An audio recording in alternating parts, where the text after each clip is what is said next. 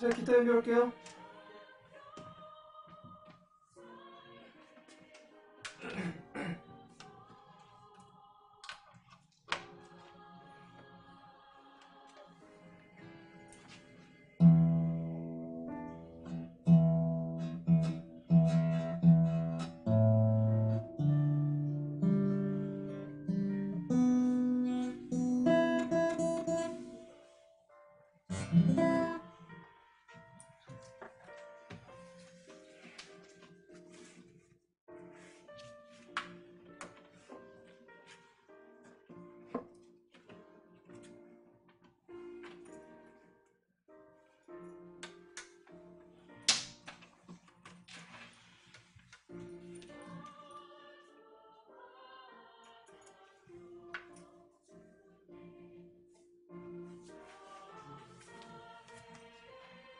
한번 해볼까요?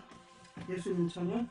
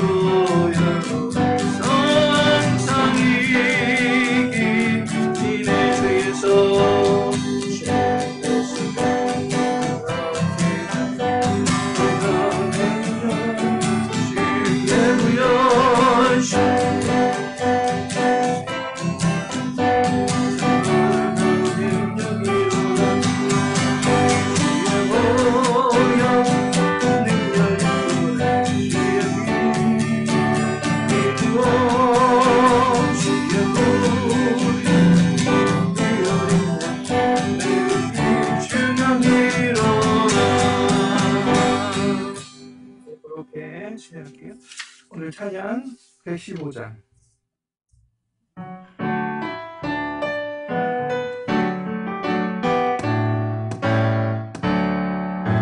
기쁘라 구주 오셨네.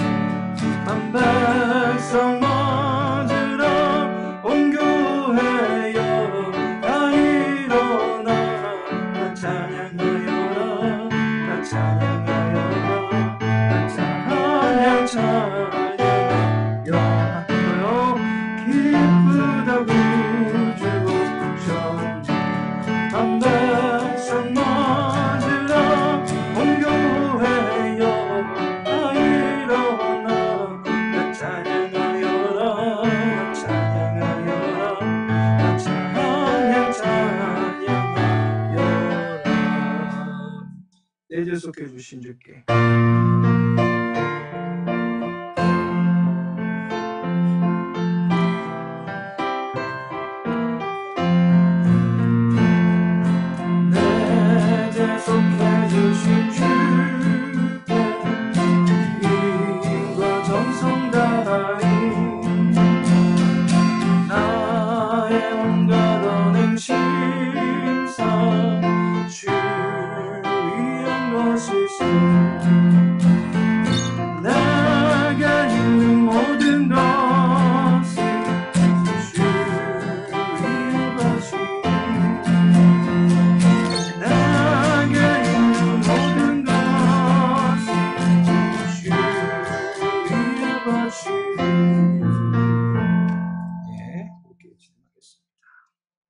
예배 반주 넣어주세요.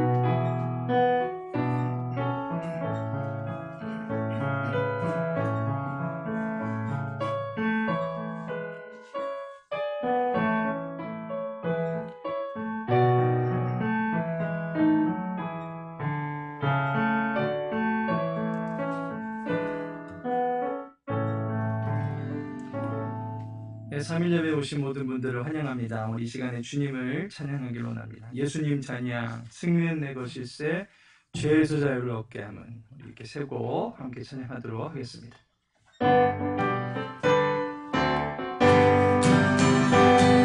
예수님 찬양, 예수님 찬양, 예수님 찬양합시다.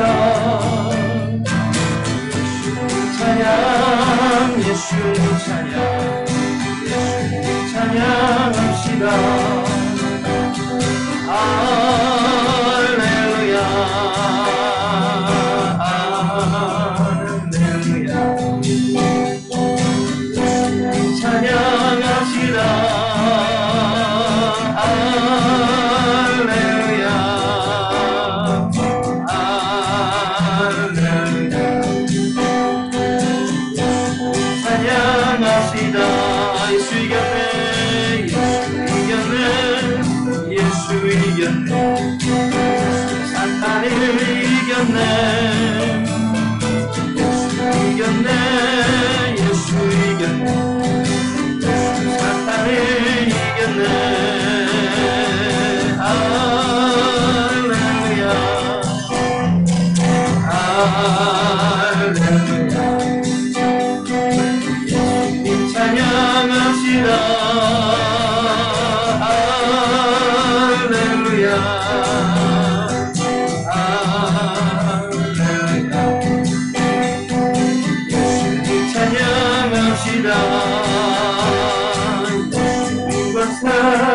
예수님과 사랑과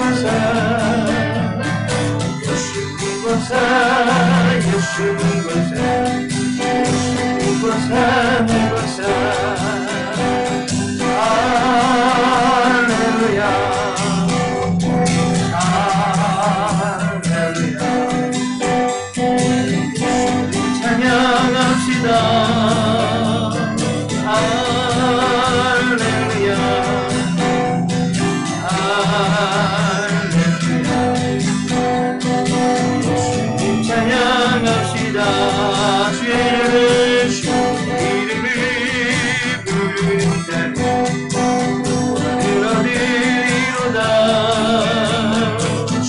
이름을 부르는 자는 얻으리로다 할렐루야 할렐루야 찬양합시다 할렐루야 할렐루야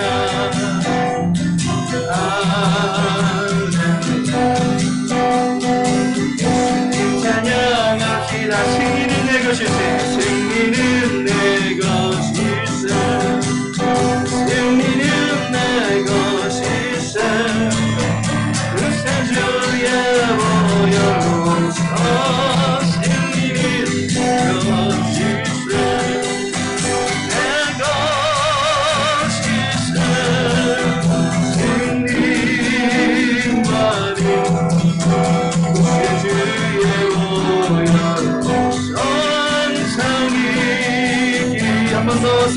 것일세 승리는 내 것일세 승리는 내 것일세 그새 주의 보혈로서 승리는 것일세 내 것일세 승리만이 그새 주의 보혈로서 주에서 자유를 얻게 하며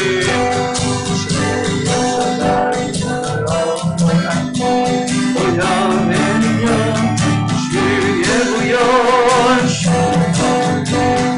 승리하는 놀라운 능력이로다 주의 보혈 능력이 쏟아 주의 피 믿으오 주의 보혈 기어린 내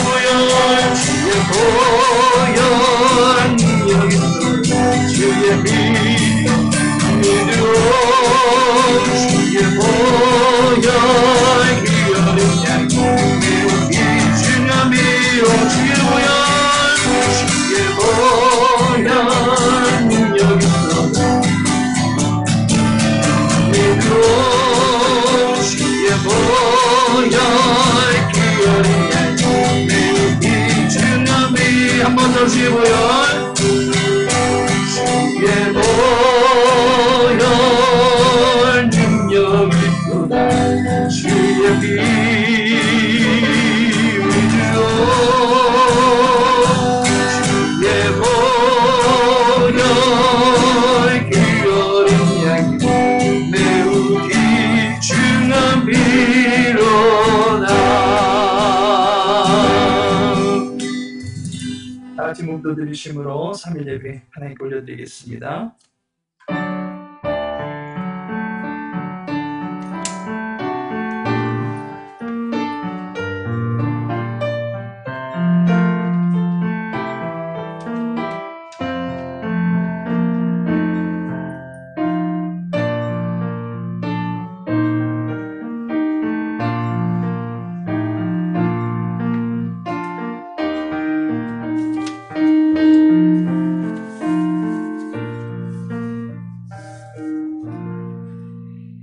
하늘에는 영광과 땅에는 평화의 주가 되시는 주님, 주님의 오심을 예비하며 한 주간을 보내고 있는 주 백성들을 지켜주심에 감사를 드리며 오늘도 구유에 계신 아기 예수를 경배하던 목자와 동방의 박사들과 같은 마음으로 주님을 기뻐하며 겸손히 주 앞에 예배드리길 원합니다. 우리의 중심과 우리의 드리는 시간과 모든 정성을 주께서 받아주시옵소서. 예수님의 이름으로 기도합니다. 아멘. 찬송가 115장입니다. 이 찬송 후에 우리 임종순 집사님 우리를 대표하여 기도하시겠습니다.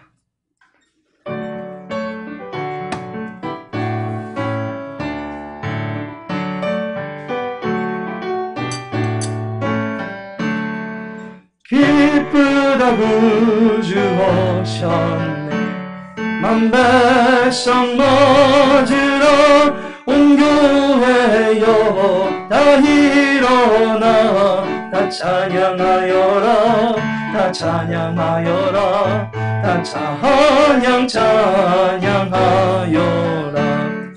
구세주 탄생했으니 다 찬양하여라 이 세상의 만물들아 다 화답하여라 다 화답하여라 다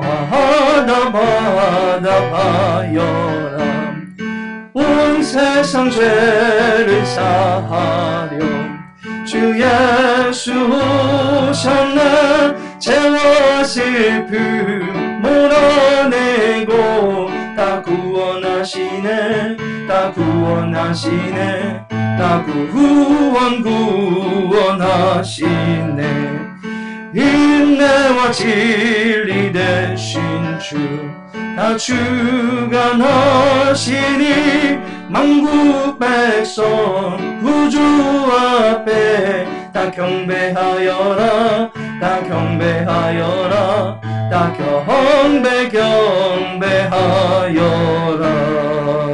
아멘.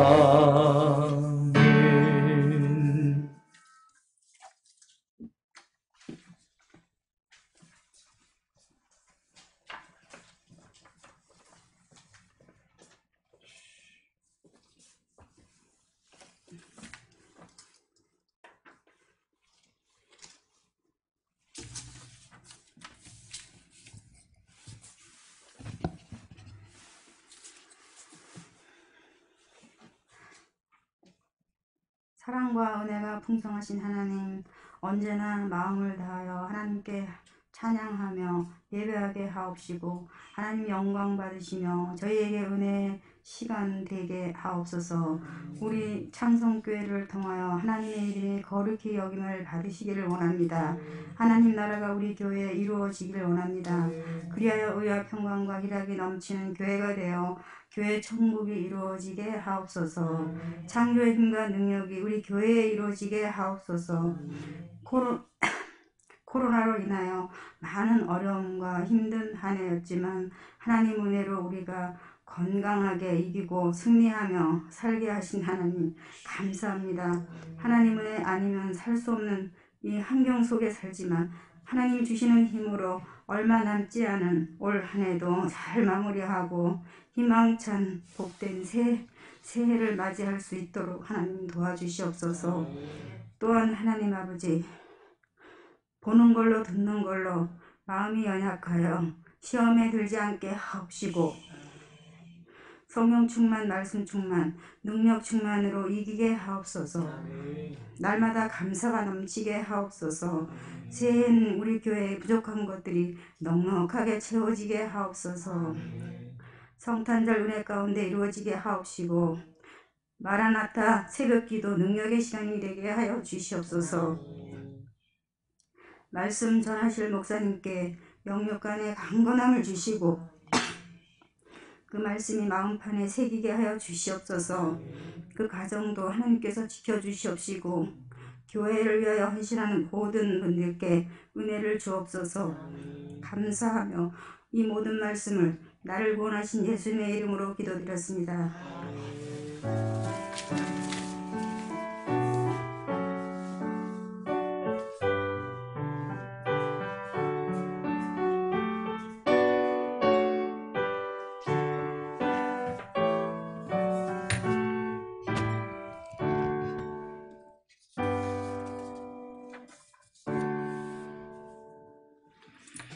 이 시간 함께 나눌 말씀은 마태복음 9장입니다.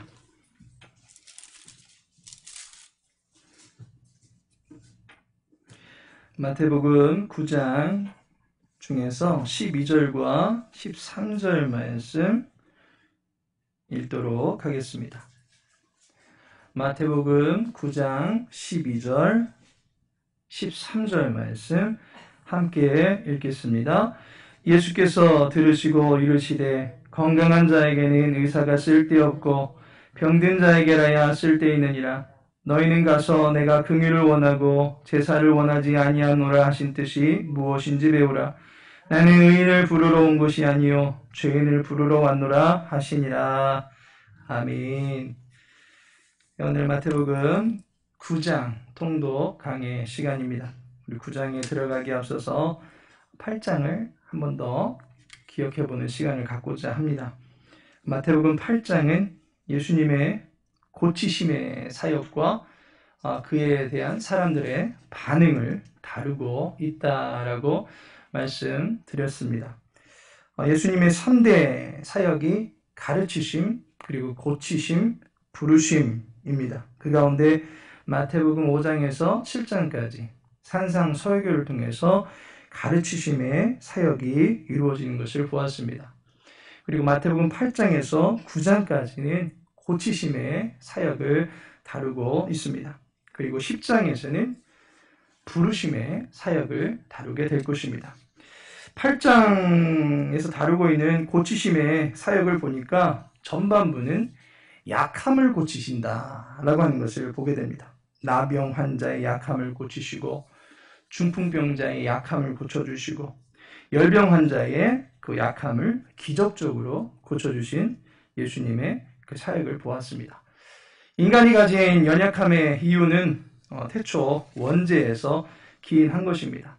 그 가운데는 원치는 않는데 피해를 입는 경우도 있고, 또한 피해를 방조하다가 어려움을 당하는 경우도 있을 수 있을 것입니다. 그리고 사탄의 주 공격 대상이 되어서 죄로 말미암아 피해를 받는 경우들도 있습니다. 원치 않는데 또는 방조하다가 질병에 걸릴 수 있습니다. 예를 들어서 코로나가 걸렸습니다. 원해서 걸립니까? 원치 않는데 사회적 연결고리에 걸려서 그만 코로나에 걸리고 맙니다. 내가 죄를 지어서 걸린 게 아닙니다. 내가 잘못을 해서 저주받아서 코로나 걸린 게 아니라는 것입니다. 따라서 모든 질병을 마치 귀신이 우리에게 주는 것이다 라는 식으로 이해하는 것은 우리 이해하는데 문제가 좀 있습니다. 내가 잘못해서 걸리는 것도 있고, 원치 않는데 피해를 받게 돼서 걸리는 그러한 질병들도 있는 것입니다. 성경에서도 요한복음 9장에 보면 소경이 나옵니다. 사람들은 저 사람 죄 지어서 저렇게 된 거야 라고 하면서 죄와 질병을 연결지어서 그렇게 보려고 합니다. 하지만 예수님은 하나님의 영광과 연결되어 있는 사람이다 라고 말씀하신 것을 보게 됩니다.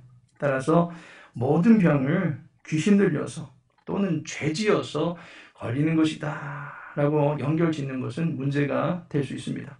원치 않는 약함의 문제들 때문에 인간이 고생하게 되어 있습니다. 주님께서 그 약함의 문제를 해결해 주신다라고 하는 것이 마태복음 8장의 전반부에 나오는 이야기입니다. 그런데 모두 다 기적이었습니다.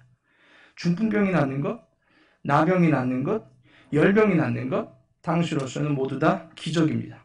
기적을 영어 성경에 보면 사인이라고 표시하고 있습니다. 사인, 표지판입니다. 기적 자체가 의미가 있는 것이 아니고 기적을 통해서 무엇인가를 알려주려고 한다라고 하는 것을 알아야만 할 것입니다. 다시 말해서 부정하다고 여겨졌던 나병을 고쳐주신 예수님은 과연 어떠한 분이신가? 예수님의 병을 고치시는 예수님의 정체를 보여주려고 하는 것이 바로 고치심의 사역이다라고 하는 것입니다. 후반부에는 악함을 몰아내시는 예수님의 사역을 다루고 있었습니다. 악함을 고치신다. 성난 바람을 꾸짖으시고 군대 귀신들을 쫓아내셨습니다. 악함의 문제들을 정복하신 예수님의 모습을 보게 됩니다. 이로 인해서 바람도 바다도 순종케 하시는 예수님은 과연 누구이신가? 라고 하는 예수님의 정체에 대한 강력한 의문이 들게 되는 것입니다. 고치심을 이루시는 그 예수님의 모습을 보면서 과연 저분이 누구신가? 라고 하는 그런 의문이 강력하게 제기되면서 어느 정도 그 예수님에 대한 그 정체에 대한 그 답들이 조금씩 그 베일을 벗기고 있는 것을 보게 됩니다. 오늘 이제 9장을 우리가 함께 읽어보게 될 것입니다. 이곳에서도 마찬가지로 예수님께서는 고치심의 사역들을 감당하고 계십니다. 과연 예수님께서는 이 고치심, 어떠한 고치심들을 이루고 계시고 또 이러한 고치심들을 이루시는 예수님은 과연 어떠하신 분이신가, 어떤 분이신가 우리가 한번 읽어가면서 나름대로의 답을 발견해 보실 수 있기를 원합니다. 마태복음 9장을 펴시고요. 마태복음 9장을 우리 함께 같이 읽도록 하겠습니다.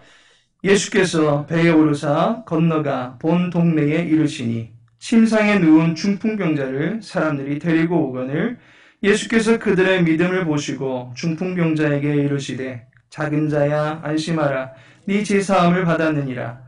어떤 서기관들이 속으로 이르되 이 사람이 신성을 모독하도다. 예수께서 그 생각을 아시고 이르시되 너희가 어찌하여 마음에 악한 생각을 하느냐. 내 죄사함을 받았느니라 하는 말과 일어나 걸어가라 하는 말 중에 어느 것이 쉽겠느냐. 그러나 인자가 세상에서 죄를 사하는 권능이 있는 줄을 너희로 알게 하려 하노라 하시고 중풍병자에게 말씀하시되 일어나 내 침상을 가지고 집으로 가라 하시니 그가 일어나 집으로 돌아가거늘 무리가 보고 두려워하며 이런 권능을 사람에게 주신 하나님께 영광을 돌리니라. 예수께서 그곳을 떠나 지나가시다가 마태라 하는 사람이 세관에 앉아있는 것을 보시고 이르시되 나를 따르라 하시니 일어나 따르니라. 예수께서 마태의 집에서 앉아 음식을 잡수실 때에 많은 세리와 죄인들이 와서 예수와 그의 제자들과 함께 앉았더니 바리새인들이 보고 그의 제자들에게 이르되 어찌하여 너희 선생은 세리와 죄인들과 함께 잡수시느냐. 예수께서 들으시고 이르시되 건강한 자에게는 의사가 쓸데없고 병든 자에게라야 쓸데있느니라. 너희는 가서 내가 긍휼을 원하고 제사를 원하지 아니하노라 하신 뜻이 무엇인지 배우라. 나는 의인을 부르러 온 것이 아니요 죄인을 부르러 왔노라 하시니라. 그때 요한의 제자들이 예수께 나와 이르되 우리와 바리새인들은 금식하는데 어찌하여 당신의 제자들은 금식하지 아니하나이까. 예수께서 그들에게 이르시되 혼인집 손님들이 신랑과 함께 있을 동안에 슬퍼할 수 있느냐. 그러나 신랑을 빼앗길 날이 이르리니 그때에는 금식할 것이니라. 생배 조각을 낡은 옷에 붙이는 자가 없나니 이는 기운 것이 그 옷을 당기어 헤어짐이 더하게 되며 새 포도주를 낡은 가죽 부대에 넣지 아니하나니 그렇게 하면 부대가 터져 포도주도 쏟아지고 부대도 버리게 됩니다. 새 포도주는 새 부대에 넣어야 둘이 다 보존되느니라. 예수께서 이 말씀을 하실 때에 한 관리가 와서 절하며 이르되 내 딸이 방금 죽었사오나 오셔서 그 몸에 손을 얹어 주소서. 그러면 살아나겠나이다 하니 예수께서 일어나 따라가심에 제자들도 가더니 12해 동안이나 혈루증으로 앓는 여자가 예수의 뒤로 와서 그 겉옷가를 만지니 이는 제 마음에 그 겉옷만 만져도 구원을 받겠다 함이라. 예수께서 돌이켜 그를 보시며 이르시되 딸아 안심하라 내 믿음이 너를 구원하였다 하시니 여자가 그 즉시 구원을 받으니라.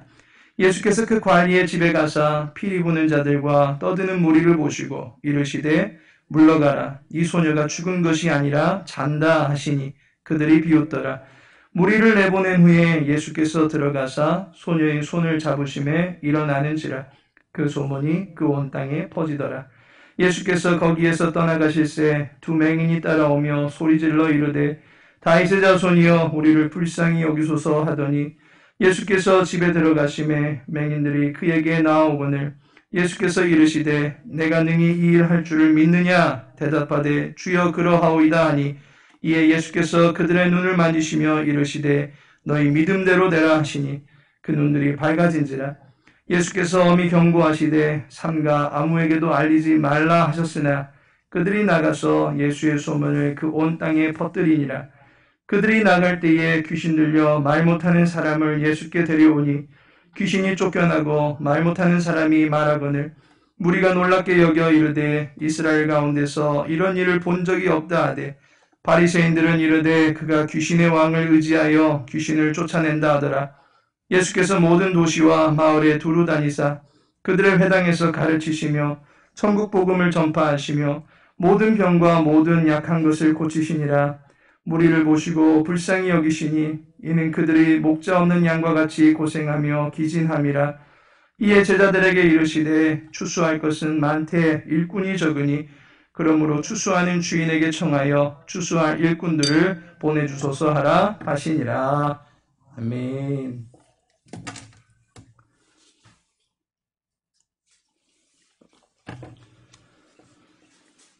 구장을 함께 읽어봤습니다. 구장의 전체적인 구조는 이러합니다. 구장의 구조를 보시면 악함을 정복해 나가시는 예수님을 소개하면서 그 정복의 결과가 무엇인가 라는 식으로 이야기를 해주고 있습니다. 첫 번째는 죄를 정복하시는 예수님과 그 결과 기쁨이 크게 나타나더라 라고 하는 것을 이야기해주고 있습니다. 두 번째 단락에서는 죽음을 정복하시는 예수님의 모습과 그로 인해서 예수님의 사역의 규모가 점점 커져가더라 라고 하는 것을 보여주고 있습니다.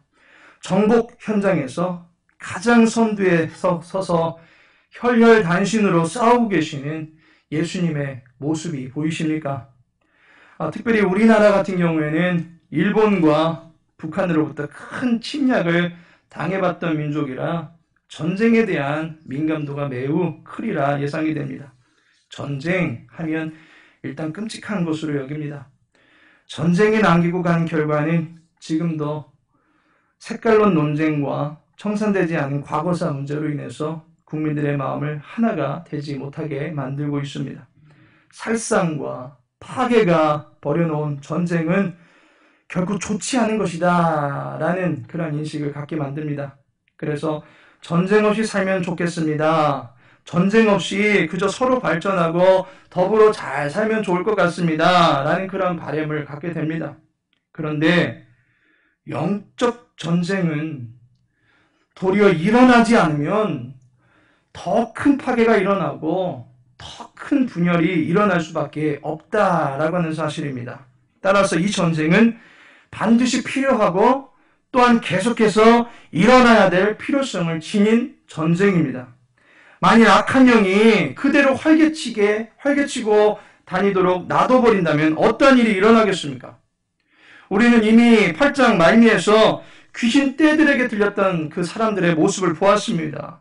그들의 상황이 어떠한지 보았습니다. 정상적인 인간의 삶이 불가능했습니다. 또한 정상적인 인간성이 나타나지 않습니다. 매우 폭력적이고 분노가 꽉 들어찬 사람들임을 보게 됩니다.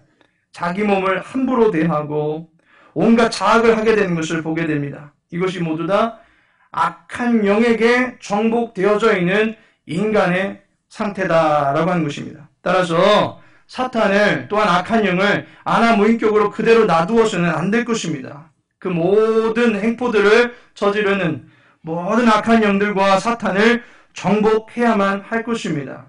예수님께서 일으키시는 전쟁에 적극적으로 관심을 가지고 우리 모두도 동참할 수 있어야만 할 것입니다.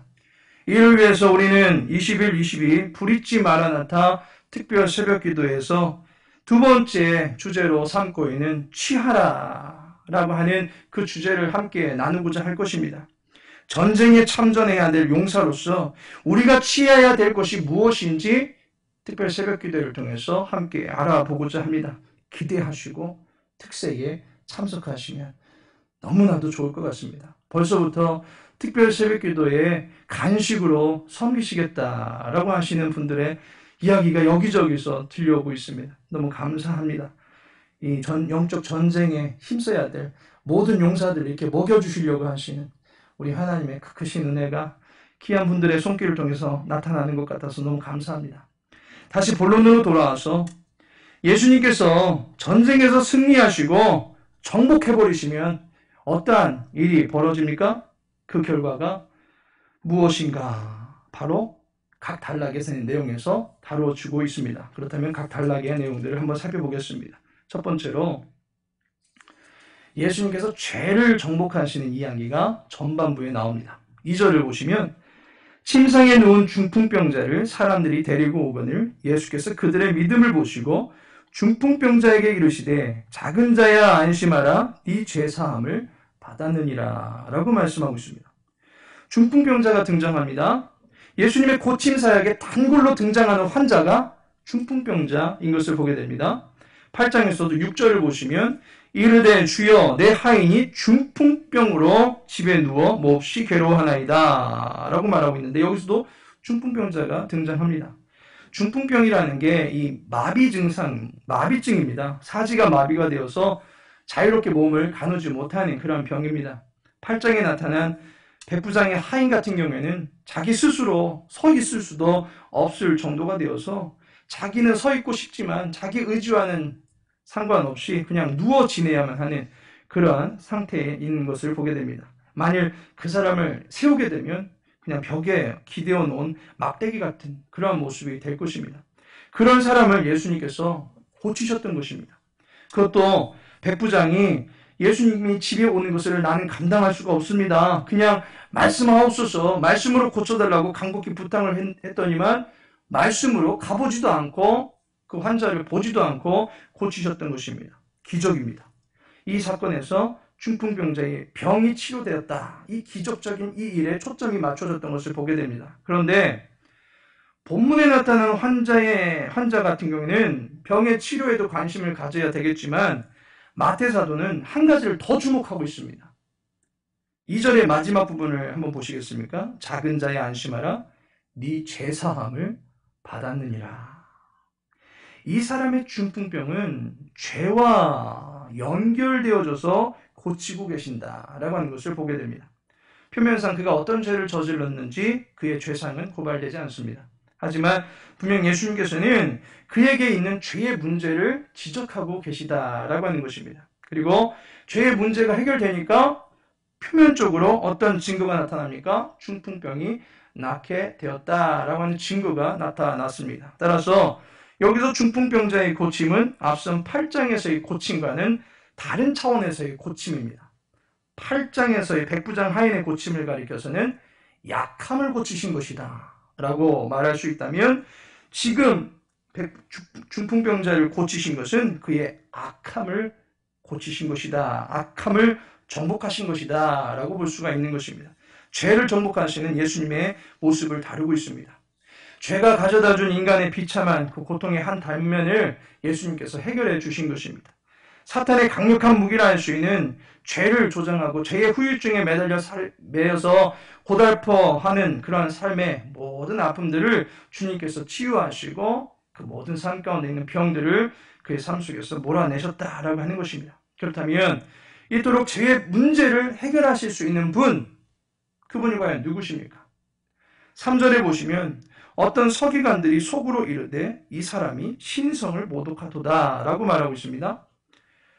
그 병자가 나음을 얻는 현장에 서기관들이 있었는가 봅니다. 그런데 그들이 예수님께서 중풍병자에게 네 죄사함을 받았다라고 그렇게 선언하는 그걸 들으니까 그 말을 매우 불쾌하게 생각했다라고 하는 것입니다. 그래서 그들이 어찌 저런 대먹지도 않은 말을 하는 거지? 라고 하면서 얼굴을 붉히면서 예수님께 공개적으로 따졌던 것이 아닙니다.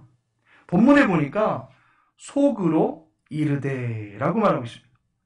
속으로 생각만 하면서 예수님 나쁘네 어쩌네 하면서 비판하고 있었던 것입니다. 그런데 예수님이 그 속에 담고 있던 사악한 그 마음을 들여다보시고 불신의 마음을 들추어내셔서 그들에게 쓴소리를 던지십니다. 4절에 너희가 어찌하여 마음에 악한 생각을 하느냐. 악한 생각이라는 것입니다. 죄를 정복하러 오신 예수님을 도리어 죄인으로 오해하는 것이 악한 생각입니다. 진리를 가리우고 진리를 거짓으로 덮으려고 하는 모든 것이 악한 일인 것입니다. 죄입니다. 예수님의 자리를 이단 교주가 자리하는 것 악한 것입니다. 죄입니다. 동성애를 사랑이라고 가르치는 것 거짓으로 진리를 덮어버리려고 하는 악입니다. 죄입니다. 폭력과 살인을 우발적인 것이다 또는 심신미약인이 해버리면서 처리해버리려고 하는 것 모두 다 악한 일입니다. 그렇게 해서 봐주려고 하는 것 다 죄입니다. 예수님의 선행을 악행이라고 말하는 모습이 마치 지금의 시대와 똑같지 않습니까? 실제 있었던 한 사건입니다. 어떤 사람이 쇼크 상태가 되어가지고 쓰러진 것입니다. 그의 곁에 있던 사람이 어찌할 도리가 없어가지고 다른 사람을 불러와서 응급조치를 취했던 것입니다. 심폐소생을 시도했지만 결국 쇼크 상태에 있던 사람이 죽게 됩니다.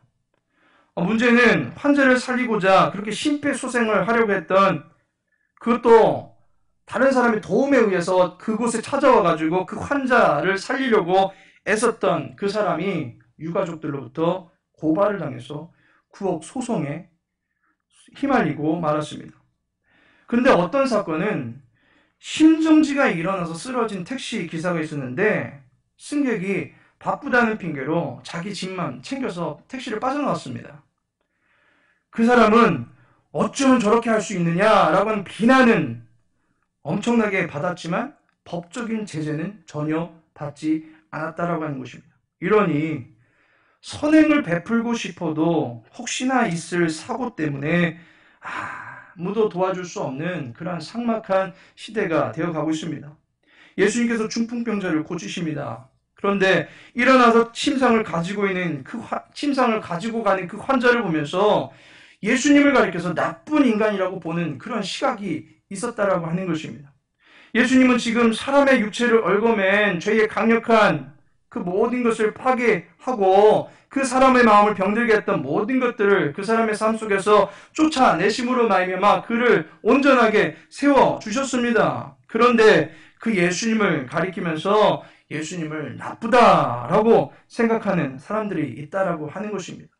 잘한 것은 잘했다라고 봐야 될 것이며 또한 잘된 것은 잘되었다라고 그렇게 바라봐 줄 수 있어야 되는데 악한 시각으로 이 모든 것들을 왜곡되게 보는 것입니다. 우리 교회는 잘한 것은 잘한다고 칭찬해주고 격려해주고 잘되는 사람 있으면 배합할 것이 아니라 더 같이 좋아해주고 격려해주는 그런 모습들이 넘쳐나는 교회가 되었으면 좋겠습니다. 뒤이어서 마태를 부르는 장면이 등장합니다. 이에 대해서 11절을 보니까 바리새인들이 보고 그의 제자들에게 이르되 어찌하여 너희 선생은 세리와 죄인들과 함께 잡수시느냐라고 얘기합니다. 세리? 유대인들에게 있어서는 개와 같은 존재입니다. 개는 유대인들에게 있어서는 부정한 짐승으로 여겨집니다. 따라서 세리도 부정한 인간으로 취급당했습니다. 죄인들과 한 패거리입니다. 그런데 예수님께서 그러한 사람들과 함께 하고 계시다? 그것을 바로 비난한 것입니다. 유유상종, 초록 동색이다. 거룩한 하나님의 아들이다 뭐라 하지만서도 실제로는 부정한 잡배들과 함께 어울리는 인간 말종일 뿐이다 라고 그렇게 생각하면서 예수님을 조롱한 것입니다. 그러할 때 주님께서 12절에 말씀하시기를 건강한 자에게는 의사가 쓸데없고 병든 자에게라야 쓸데있느니라 라고 말씀하시면서 죄인들 고치는 게 예수님의 사명, 내 사명이다 라고 가르쳐 주십니다. 그런데 지금 이 사명을 감당하고 계시는 예수님의 마음이 어떠한지 아십니까? 13절을 보시면 너희는 가서 내가 긍휼을 원하고 제사를 원하지 아니하노라 하신 뜻이 무엇인지 배우라 라고 말씀하고 있습니다. 이 말씀이 호세아 6장 6절에 나오는 말씀입니다. 긍휼을 원하고 제사를 원하지 않는다는 뜻을 배우라고 말씀하고 있습니다. 그렇다면 이 말씀의 뜻이 무엇인지 알아야 되지 않겠습니까? 호세아 10장 12절을 참고해서 보시면 긍휼은 공의를 심으면 자연스럽게 나타나는 열매인 것을 보게 됩니다. 그래서 보면 너희가 자기를 위하여 공의를 심고 인애를 거두라 라고 말씀하고 있습니다. 이 공의를 예수님 여호와께서 오시게 되면 비처럼 너희에게 내리시리라 라고 이야기하고 있는 것을 보게 됩니다. 따라서 공의라고 하는 것은 여호와께서 찾아오시면 자연스럽게 우리들에게 마치 비를 맞는 것처럼 우리가 갖게 되어지는 그것이다 라고 말씀을 하고 있습니다. 여호와의 뜻과 그 마음을 우리가 고스란히 깨닫고 그와 동행하며 나갈 때 우리는 공의를 맛보게 되는 것이고 공의의 결과 우리의 삶 속에서 인애가 나타난다라고 하는 것입니다. 따라서 인애라고 하는 것은 여호와와 동행하는 것이고 여호와의 마음을 기쁨으로 동조하면서 순종하는 것을 의미하는 것입니다. 죄인을 부르러 오신 예수님이 지금 세상 사람들이 생각하는 그런 잡배가 아니라 허랑방탕하게 지내고 있는 것이 아니라 도리어 그들을 살리시고자 그들을 얽어매고 있던 죄의 쓴 고리들을 끊어내기를 기뻐하시면서 지금 순종하시며 기쁨의 사명을 감당하고 계시는 것입니다. 예수님은 지금 죄인들과 함께하는 것을 부끄러워하는 것이 아니라 기쁨으로 그 모든 사역들을 감당하고 계시다라고 하는 것을 보게 됩니다. 이처럼 예수님께서는 죄를 정복하시고 그 결과 기쁨이 계속적으로 확장되어져 가는 그런 모습들을 우리가 첫 번째 단락에서 볼 수가 있습니다. 그래서 죄를 정복한 결과가 무엇이냐? 바로 첫 번째 단락에서는 기쁨이다 라고 우리들에게 이야기해 주고 있습니다. 그런데 요한과 또 바리새인들이 예수님께 찾아와서 의문사항을 하나 제기합니다. 혼인집 지금 왜 금식을 당신들은 하지 않습니까? 라고 그런 질문을 던지게 됩니다. 그 질문에 대해서 예수님께서 대답을 해주시기를 15절에 혼인집 손님들이 신랑과 함께 있을 동안에 슬퍼할 수 있느냐라고 말씀합니다. 지금 금식할 때가 아니라는 것입니다. 그러면서 15절 말미에 보면 그때에는 금식할 것이니라. 예수님께서 금식을 금하고 계신 것이 아닙니다. 다만 지금은 금식할 때가 아니다. 지금은 하나님과 동행하며 함께 기뻐해야 될 때다 라고 하는 것을 오늘 예수님께서 우리들에게 말씀해 주고 있는 것입니다. 여기서 우리가 알아야 될 사실은 종교적 예식이나 의식에 힘쓰는 것이 우리의 영적 성숙을 드러내는 것이 아닐 수도 있다라고 하는 것입니다. 금식한다고 해서 영적 레벨이 높다라고 속단할 수 없습니다. 안식일을 거룩하게 지킨다고 해서 그가 진정 하나님을 만난 사람이다 라고 말할 수 없습니다. 신랑이 곁에 계시는데 신부가 울상이 되어 있는 것처럼 어울리지 않는 그런 일은 없을 것입니다. 주님이 바로 전쟁에 앞서서 정복 전쟁을 지금 하고 계시는데 패배한 사람 마냥 또한 염려의 기운이 가득한 그런 사람 마냥 금식하면서 슬픈 기색을 띠면서 있는 것 어울리지 않는다라고 하는 것입니다. 지금 주님께서는 죄를 정복하시고 사탄의 머리를 짓밟아 놓으시고 악한 영들의 온몸을 갈기갈기 찢어놓고 계시는 상황입니다. 이것은 우리 함께 더불어서 기뻐해야 될 때다라고 하는 것입니다. 따라서 우리가 하나님의 마음을 바로 알고 그에 따르는 온전한 자세를 취하는 것이 중요합니다. 하나님이 기뻐하라 할 때 함께 기뻐하면 되는 것입니다. 하나님이 침묵하라 할 때 답답해도 잠깐은 침묵하면 되는 것이고 하나님께서 소리를 지르라고 한다 할 때 체면 모든 것 다 불사하고 함께 소리를 지를 때에 여리고 성벽은 무너졌던 것을 보게 됩니다. 그저 하나님의 말씀이 함께 동행해 나가는 것, 그것이 바로 우리의 삶의 최고의 지혜요, 최고의 기쁨이 되는 것입니다. 두 번째 단락은 죽음을 정복하시고 또 이후로 사역이 계속적으로 확장되는 것을 보게 됩니다. 18절을 보시면 한 관리가 와서 절함에 이르되 내 딸이 방금 죽었사오니 오셔서 그 몸에 손을 얹어 주소서 그러면 살아나겠나이다 하니 라고 말씀하고 있습니다. 우리가 잘 알고 있는 달리다굼의 그 이야기입니다. 근데 그 이야기에 보면 아이가 죽었습니다. 죽음이라고 하는 것, 죄의 가장 강력한 무기입니다. 고린도전서 15장 56절에 보시면 사망이 쏘는 것은 죄요 죄의 권능은 율법이라 라고 말씀하고 있습니다. 사망이 법조망을 좁혀가면서 우리를 죄인으로 몰고 갑니다. 살인하지 않았습니다. 그런데 미워하면 살인과 진배 없는 죄다라고 말하니 우리는 결국 그 죄에 걸려들고 맙니다.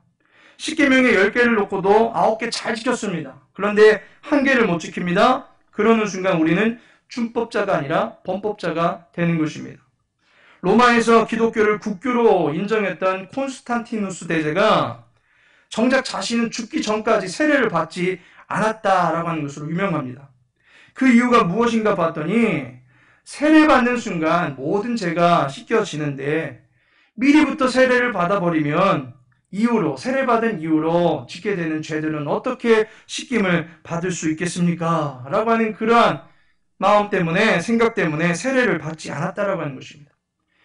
이를 통해서 볼 때 우리는 평생을 죄와 공존하며 죄 때문에 엎치락 뒤치락 하는 그러한 인생을 살게 되는 것입니다. 죄에서 자유할 수 있는 사람이 없듯이 그러한 죽음에서도 자유할 수 있는 사람이 아무도 없는 것입니다. 죄는 죽음으로 이어지게 만드는 강력한 족쇄를 인간 모두에게 채워 놓았습니다. 빈부귀천, 남녀노소 모두에게 죽음의 그림자는 짙게 드리워져 있다고 하는 것입니다. 따라서 이 사망의 몸에서 누가 그 인생들을 건져낼 수 있겠습니까? 오늘 본문에도 보면 죽음의 희생자가 나타납니다. 근데 그는 너무 어린 딸이었습니다. 이 딸아이가 죽었습니다. 그러자 8장에 나온 백부장보다도 더한 회당장의 고백이 나옵니다. 18절 말미에 보시면 오셔서 그 몸에 손을 얹어 주소서 그러면 살아나겠나이다. 회당장은 회당에서 말씀을 읽던 사람입니다. 덧붙여서 말씀을 강론하던 사람입니다. 그렇다면 그는 구약에 대해서 굉장히 능통한 그러한 사람입니다. 인간을 얽어매고 있는 4대 악재가 있습니다. 질병, 전쟁, 기근, 죽음. 이 4가지는 요한계시록에서도 인간 세상을 황폐하게 만드는 죄의 무기들이다라고 소개되고 있습니다. 근데 그 중에서 가장 치명적인 것이 죽음입니다. 나머지 질병과 전쟁, 기근들도 죄 때문에 세상에 나타나는 징후입니다. 열왕기상 8장에 보시면 솔로몬이 나라를 위해서 기도하고 있는 중에 있는데 이 땅에 죄로 인해서 여러 가지 징후들이 나타날 때에 성전을 향해서 또한 여호와께서 계신 하늘을 향하여 기도하거들랑 우리의 기도를 들어주시고 우리를 살펴달라라고 기도하는 것을 보게 됩니다. 따라서 이 모든 죄의 징후들, 특별히 죽음은 누구만이 정복할 수 있는 것입니까? 하나님만이 정복할 수 있는 것입니다. 그런데 회당장이 예수님께 죽음이 사라지게 해달라고 간청하고 있습니다. 구약에서 예언한 그의 백성을 수월의 구덩이에서 건져주실 수 있는 분, 그분이 바로 예수님이십니다 라고 믿고 있는 것입니다. 사망의 구렁텅이에서 구원하여 주실 수 있는 분, 그분이 바로 예수님이십니다 라고 믿고 있는 것입니다. 죄가 가지고 있는 사망이라는 강력한 족쇄를 파괴할 수 있는 능력을 갖고 계신 분은 오직 주님이십니다. 주님께서 오셔서 우리 딸아이에게 임한 이 죽음의 족쇄를 파괴하여 주옵소서, 죽음을 무력화시켜 주옵소서 간청하고 있는 것입니다. 그렇다면 예수님은 하나님의 아들이시요 또한 하나님이시다라고 하는 것을 이 사역을 통해서, 고치심의 사역을 통해서 그 정체가 분명하게 나타나고 있습니다. 그리고 이러한 사건 이후로 예수님의 사역은 계속적으로 확장되어져 갑니다. 35절에 보시면 예수께서 모든 도시와 마을에 두루 다니사 그들의 회당에서 가르치시며 천국 복음을 전파하시며 모든 병과 모든 약한 것을 고치시니라. 그러면서 예수님의 그 사역의 지경들이 또한 넓혀져 가고 있는 것을 보게 됩니다. 또 많은 병자들이, 많은 약자들이 또 예수님께 찾아오는 것을 보게 됩니다. 그러자 예수님께서 38절에 이런 말씀하십니다. 그러므로 추수하는 주인에게 청하여 추수할 일꾼들을 보내주소서 하라 하시니라 라고 말씀하시면서 지금 우리들에게는 일꾼이 필요하다라고 하는 것을 말씀하십니다. 그러면 이어지는 10장에서는 무슨 내용이 나오겠습니까? 그 일에 함께할 일꾼들이 등장하지 않겠습니까? 하나님께서 사랑하시는 성도 여러분, 신앙생활 하시면서 가장 바라는 것은 어쩌면 평안하기를 많이 바랄 것입니다. 그런데 우리의 바람과는 다르게 신앙생활은 평안한 생활이 아니라 전투다라고 하는 것입니다. 연약함의 문제로 고민하지 않는 분들이 누가 있겠습니까? 죄의 문제로 인해서 눈물 흘리지 않는 분들이 누가 있겠습니까? 예수님은 우리의 마음의 전쟁터에 가장 먼저 상륙하시어서 우리를 위하여 전쟁을 이루시는 분이십니다. 예수님이 우리의 연약함의 문제를 그 누구보다도 가장 먼저 이해하시고 동정하시기에 우리에게 찾아오셔서 연약함의 문제를 해결해 주시면서 우리에게 나음의 길을 열어주실 수 있습니다. 죄와의 전쟁에서 주님께서 승리하셨기 때문에 우리는 연약함의 문제에서 나음을 예수님께로부터 얻을 수 있음을 기대하며 살아갈 수 있는 것입니다.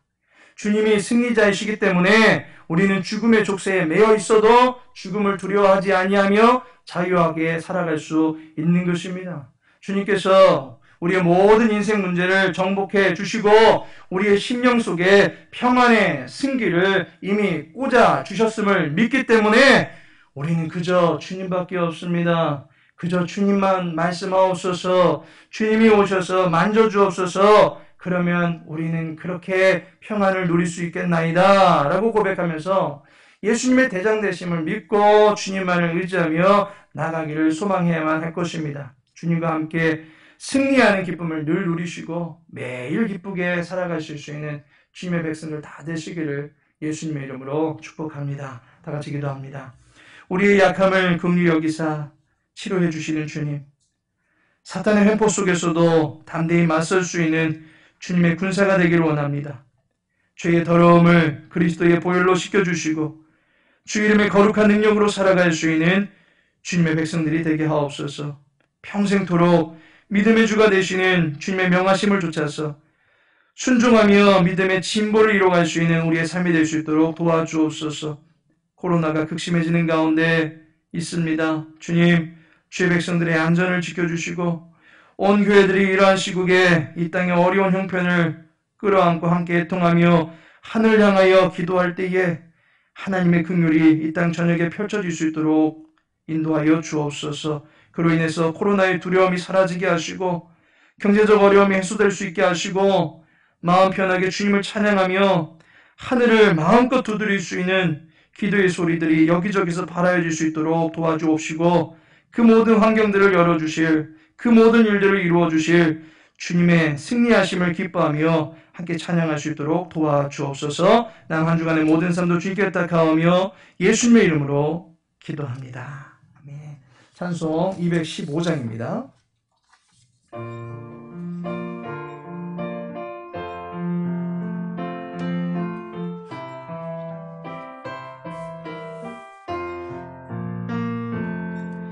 내 죄 속해 주신 주께 힘과 정성 다하니 나의 온갖 언행 심사 주를 위한 것일세. 내게 있는 모든 것을 주를 위해 바치리. 내게 있는 모든 것을 주를 위해 바치리. 나의 손과 발을 들여 주의 명령 행하고 오직 주만 바라보며 주만 찬양하겠네. 항상 주를 찬송하며 이 몸 바치오리다.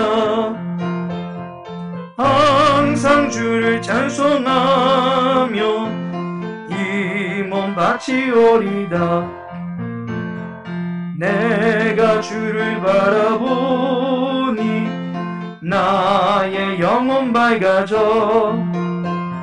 십자가를 지신 주만 항상 바라봅니다. 십자가를 바라보며 주만 따라가리라. 십자가를 바라보며 주만 따라가리라. 신기하고 놀라워라 영광스러운 왕의 왕. 나를 친구 삼아주사 편히 쉬게 하시네. 주의 날개 보호 아래 영원한 식 없겠네. 주의 날개 보호 아래 영원한 식 없겠네. 아멘. 다같이 주기도문 하십니다. 하늘에 계신 우리 아버지여, 이름이 거룩히 여김을 받으시오며 나라에 임하오시며 뜻이 하늘에서 이룬 것 같이 땅에서도 이루어지이다. 오늘날 우리에게 일용할 양식을 주옵시고 우리가 우리에게 죄 지은 자를 사하여 준 것 같이 우리 죄를 사하여 주옵시고 우리를 시험에 들게 하지 마옵시고 다만 악에서 구하옵소서. 대개 나라와 권세와 영광이 아버지께 영원히 싸움나이다. 아멘.